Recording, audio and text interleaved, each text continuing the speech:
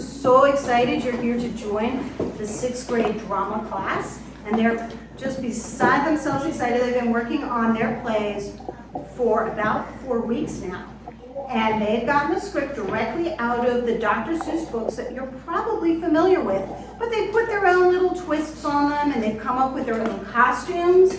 And the way they came in and talked with each other, it's called, they set up their own stage directions and so forth so that they could make the stories come to life for you. And without further ado, we will present to you the first skit. The Speeches by Dr. Seuss. Now the Starbelly Sneeches had bellies with stars. The Plainbelly Sneeches had none upon the rocks. The stars really weren't so big. They were really so small. You'd think such a thing shouldn't matter at all. But because they had stars, all the Starbelly Sneeches would brag. We're the best type of sneeches on the beaches. With their snoots in the air, they would sniff and they'd snort. We had nothing to do with that plain belly sort. And whenever they met some, when they were out walking, they'd hike right on past them, without even. When the Starbelly children went out to play ball, could a Plainbelly get in the game? Not at all. You only could play if your bellies had stars. And the Plainbelly children Had none on Mars. And the Starbelly Sneeches had Frankfurter roasts, or picnics, or parties, or marshmallow attempts. They never invited the Plainbelly Sneeches We left them out cold. in the dark of the beaches. They kept them away, never let them come near, and that's how they treated them, year after year. Then one day it seemed, while the Plainbelly Sneeches were moping and doping alone on the beaches, just sitting there wishing their bellies had stars. But a stranger was it, and the strangers were close. My friends, She announced in a voice clear and keen. my name is Sylvia McMonkey McBean. I've heard of your troubles. I've heard you're unhappy. Now I can fix that. I can fix it up, chappy. I come here to help. I have what you need. My prices are low. I work with great speed, and my work is 100% guaranteed. Then quickly, Sylvia McMonkey put together a very peculiar machine. You want stars like a Starbelly Sneech? My friends, you can have them for $3 each. Just pay me your money and pop right aboard. So they clambered inside, and the big machine roared, and it clunked, Bonk! And it bonks. Bonk! and it jerked, Jerk! and it burped. It bugs. And it bobbed and bobbed. But the thing really worked. When the Plainbelly Sneeches had popped out, they had stars. They actually did. We had stars upon ours.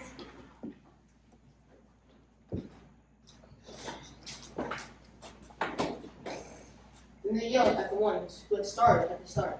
We're exactly like you. You can't tell us apart. We're all just the same now, you snooty old smarties, and now we can go to your Frankfurter parties. Good grief. You're the ones who had stars in the first. We're still the best sneeches, and you are the worst. But now, how in the world will we know They all frowned. if which way is what or the other way around? Then up came a green with a very sly wink. And she said, Things are not quite as bad as you think. You don't know who that's perfectly true. But come with me, friend. You know what I'll do?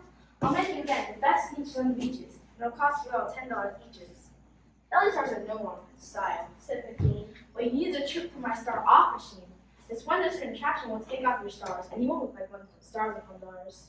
And that tiny machine was very protective. Removed all the stars from their tummies quite nicely. then the snooks in the air, they paraded about.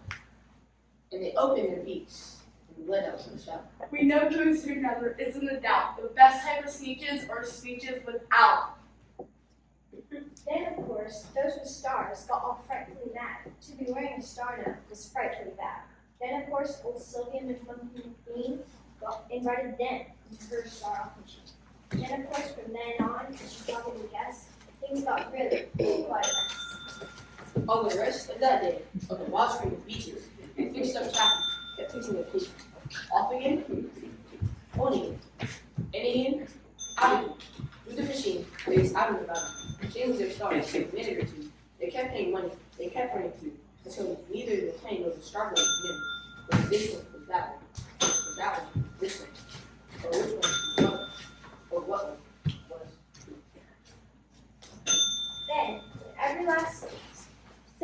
and money to spend. The fix-it-up chappie packed up and she went.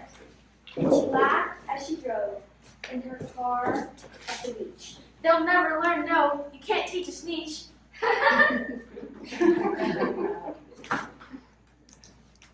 But McBean was quite wrong.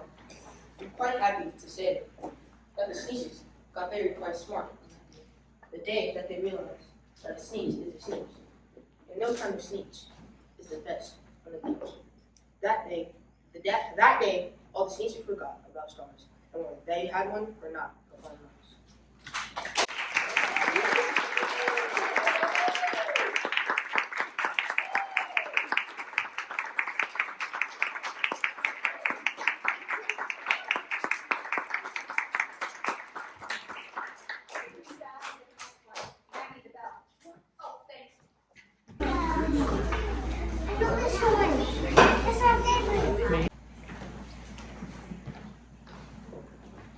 Horton, here to do. My Dr. Seuss.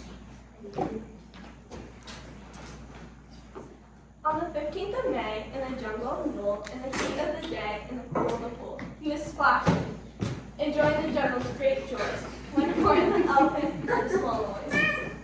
So Horton stopped splashing, he looked toward the sound. That's funny, thought Horton.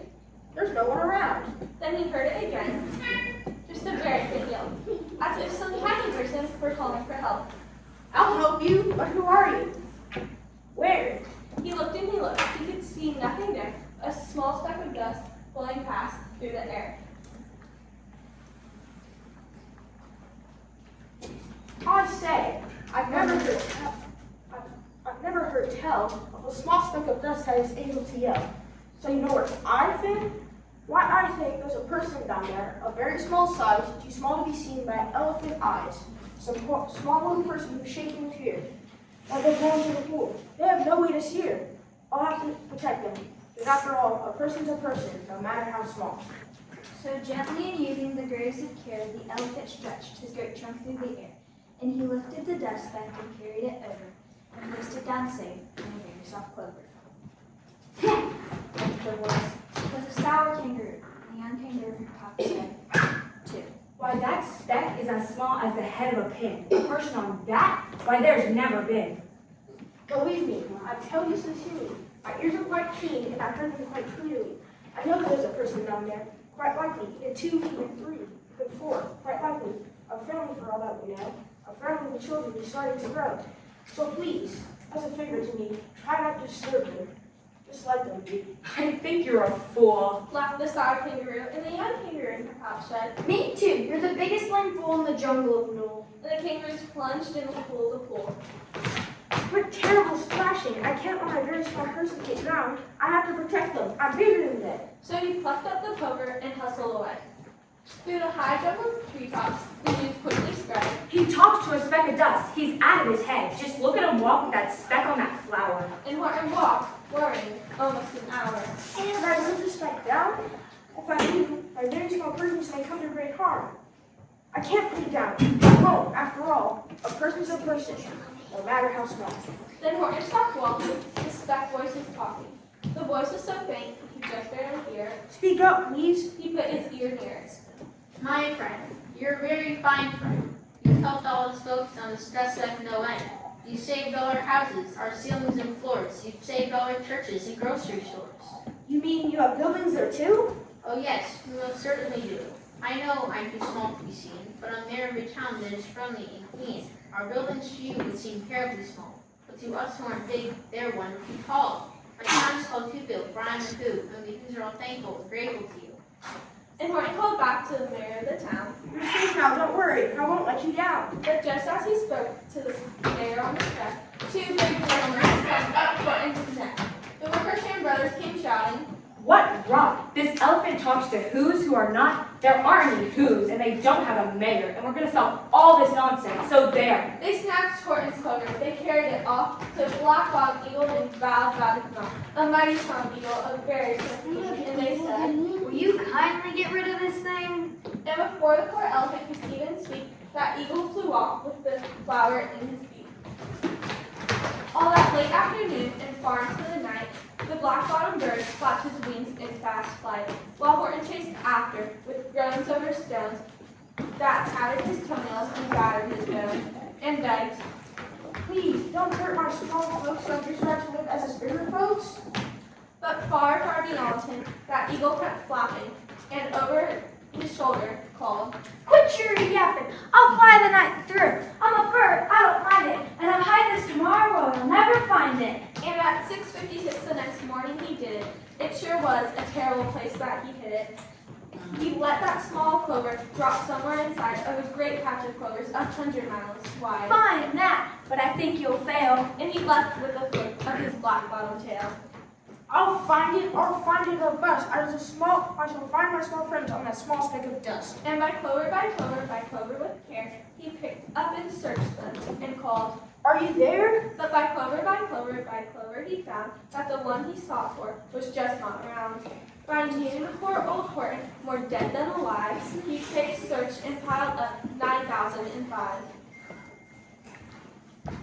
Then on through the afternoon, hour after hour, till he found them at last on the 3 millionth flower.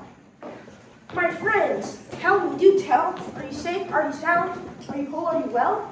From down on the speck came the voice of the We've really had trouble, much more than our share, with that black-bottomed birdie let go if we drop. We landed so hard that our clocks will stop. Our teapots are broken, our rocking chair smashed, and our bicycle carousel blew up when we crashed. So please, Horton, stick by us please while we're making repairs. Of course I will stick. I will stick by you small folks who did in the fit. Comfortable voice. For almost 2 days, you've run wild and insistent on chatting with persons who never existed. So carrying on in our peaceable jungle, we've had quite enough of your belling bungle, and I'm here to state that your silly nonsensical games all through. And the young kangaroo in her pouch said, Me too. With the help of the Wickersham brothers and dozens of Wickersham uncles and Wickersham cousins and Wickersham in-laws whose I help engaged, you're going to be roped and you're going to be caged. And as for that dust speck, that we shall boil in a hot steaming kettle of hazelnut oil. Boil it? Oh, that you can't do. There's persons down there. They'll prove it to you. Mr. Mayor, Mr. Mayor, Mr. Mayor, you've got to prove now that you really are there. Call a town meeting, make every who shout, make every who scream, make every who holler. If not, every who is going to end up in hazelnut stew. And down on the dust speck, the scared little mayor quick called a big meeting in Town Square. And his people cried loudly, they cried out in fear, "We're here! We're here! We're here! We're here!" That was clear as a bell. You came surely heard that very well. All I heard was the breeze and the faint sound of the wind through the far distant trees. I heard no small voices, and you didn't either. Then the young kangaroo in her cap said, Me neither.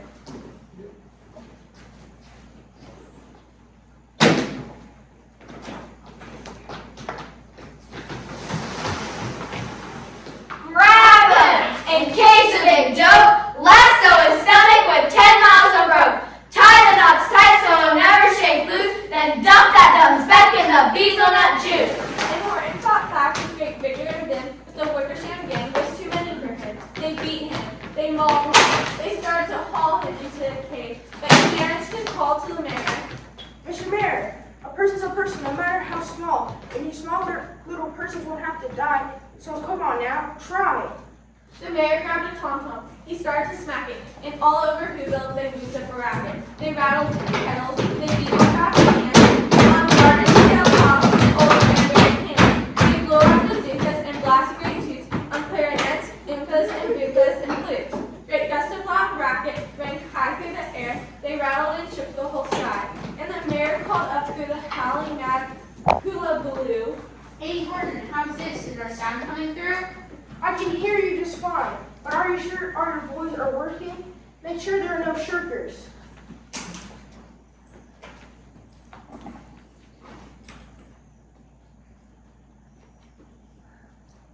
Through the town rushed the mayor from the east to the west, but everyone seemed to be doing his best. Everyone seemed to be yapping or yipping, everyone seemed to be beeping or bipping. But it wasn't enough. All this ruckus in the world. He had to find someone to help him make more. He raced through each building, he searched for food, and just as he thought he was getting nowhere, and almost about to give up in despair. He suddenly burst through the door, and that there discovered one sugar, quite hidden away in the Fairfax apartments, apartment 12J. A very small sugar in the judge was standing, just standing, and bouncing the yo-yo, not making a sound, not a yip, not a chirp, and the mayor rushed inside and grabbed him from the ladder. And he climbed up the ladder of the Applewood Tower. This is your town's darkest hour. It's time for every who with blood that is red to come to the aid of their country. We've got to make noises in greater amounts, so come on out, lad, for every whiz counts. Thus he spoke as he climbed. When they got to the top, the lad cleared the throat and shouted out, "Yup!" And that yelp, that one small extra yelp, put it over. But finally, at last, from the speck on that clover, their voices were heard. They were not clear and clean, and the elephant smiled. You see what I mean? How true. Yes, how true. And from now on, you know what I'm planning to do? I'm planning to help them with you. And the young kangaroo in her pouch said, Me too. From the sun when it's summer, from the rain when it's fallish, I'm going to protect them, no matter how smallish.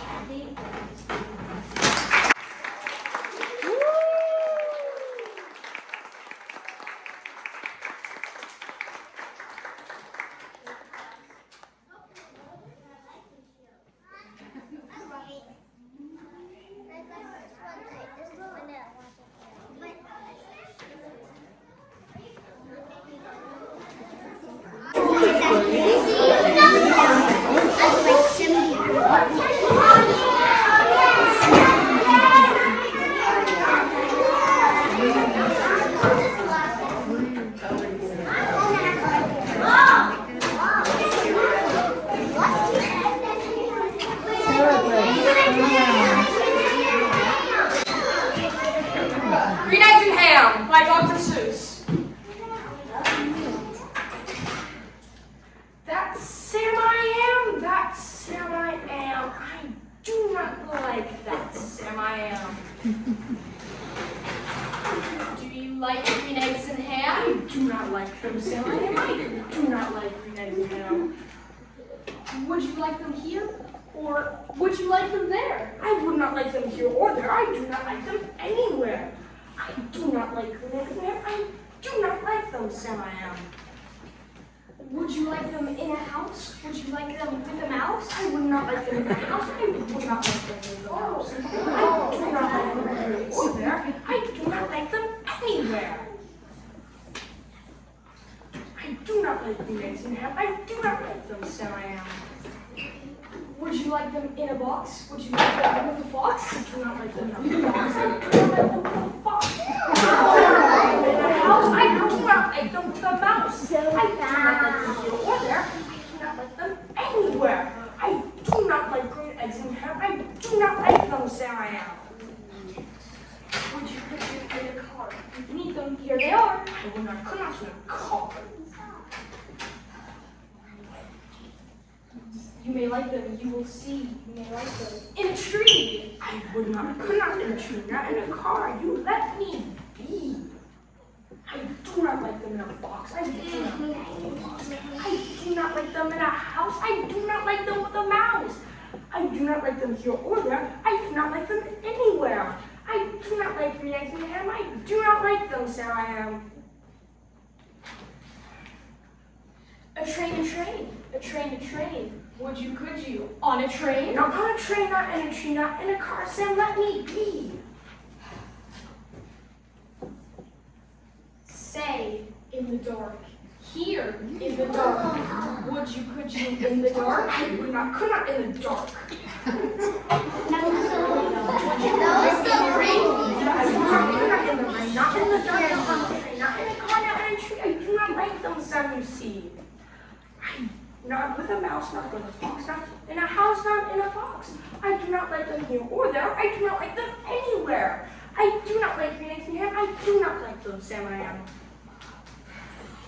Would you, could you, on a boat? I would not, could not on a boat. Would you, could you, with a goat? I would not, could not with a goat. I will not on a boat. I will not eat them in the rain. I will not eat them on the train. Not in the dark, not in a tree, not in a car. You let me be. I do not like them in a box. I do not like them in a box. I do not like them in a house. I do not like them with a mouse. I do not like them here or there. I do not like them anywhere. I do not like green eggs and ham. I do not like them. So I am. You don't like green eggs and ham? I do not like them. So I am. You do not like them, so you say, try them, and you may. Try them, and you may, I say. Sam, if you let me be, I will try them. You will see.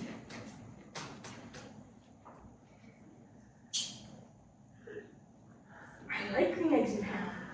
I do. I like them, so I am. And I'll eat them in a boat, and I'll eat them with a goat, and I'll eat them in the dark, and in the rain, in the dark, and on a train, in a car, and a tree. They're so good, you see? So I'll eat them in a box, and I'll eat them with a fox, and I'll eat them in a house, and I'll eat them with a mouse, and I'll eat them here and there. Say, I'll eat them anywhere. I do so like green eggs and ham. Thank you, Sam, I am. That was so funny.